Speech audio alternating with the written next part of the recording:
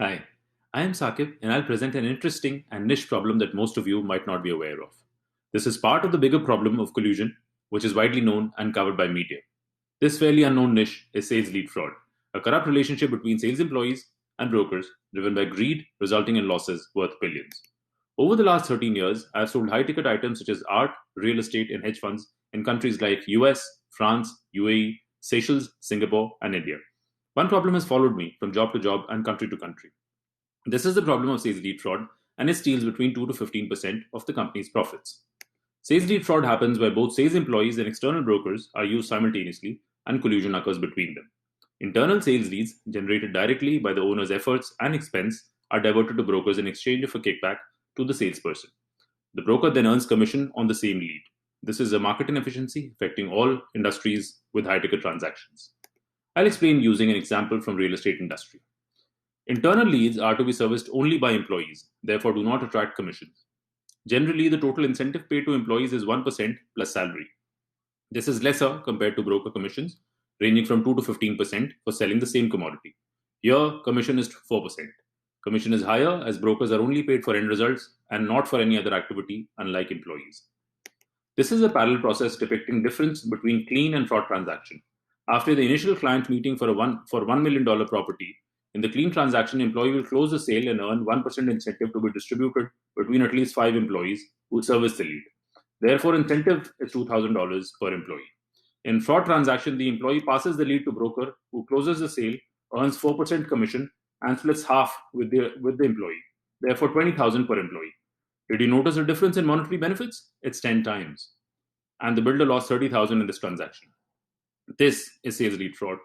Commission is paid on internal leads. Collusion causes a loss ranging between 1 to 3% of revenue to the business owners. In the $140 billion Indian housing sector, with legit commissions of $5 billion, builders bleed $2.7 billion. The American counterpart is worth $33 trillion, with commissions of over $20 billion and bleed around $4 billion. The North American hedge fund industry is worth $3 trillion. Legit commissions exceed $11 billion and loss worth $6 billion. Overall, banking is one of the worst affected sectors. The global art industry is worth $67 billion, with an annual bleed exceeding $10 billion. The total loss in just the real estate and hedge fund markets of India and US, combined with global art markets, amounts to a staggering $28 billion. Collusion is industry agnostic, omnipresent, has many facets, and a long history as depicted since 1960s. Companies like GE, Major League Baseball teams, and Sotheby's and Christie's were found to collude in different capacities. Business owners are forced to work with brokers as they contribute up to 80% of sales, and employees can never offer a comparable network and reach.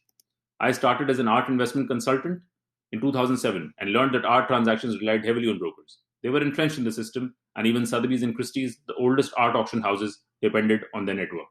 Soon, I switched to luxury real estate. Here, up to 5 leads leaked per month, and in these transactions, the organization lost an extra 110,000 over a sale of 3.5 million, which was not supposed to be paid in the first place, as all leads were direct. Similarly, Google and Apple colluded to stop poaching and rising wages. Despite technological advancements, reality brokerage in US still stands at 6%. Even major ice cream brands were found guilty. This is a lived problem, and there were several attempts made to solve it by industry leaders, peers, and myself.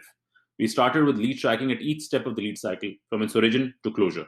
Solutions like SAP, Salesforce, and Oracle were implemented to track the flow and life cycle.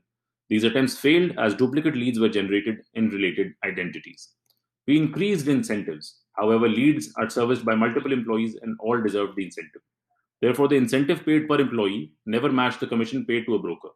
Failed as cost of internal leads is much higher than external leads. Teams were split to separately manage direct and channel leads. After a few high revenue closures, all direct leads ended up with brokers. The teams were split further as per functional expertise like probing, site visit, and closure. Conversion went up due to expertise, however, brokers closed most sales. Direct team became a mere point of origin. Mystery shoppers were introduced to check information flow. Guards and agencies were changed. Shifts were rotated to ensure accountability. However, leaks continued without a recognizable pattern. Few bad apples were fired.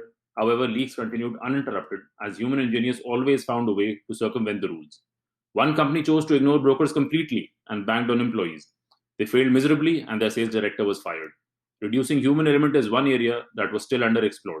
However, relationships between brokers and managers are critical for closure. Sales lead fraud, an interesting and fairly unknown niche of collusion, where one corrupt relationship between greedy sales employees and brokers results in losses worth billions. Brokers have realized that the best way to ensure an endless supply of sales qualified leads is by colluding with the sales employees. This market inefficiency affects all industries with high ticket transactions. Thank you.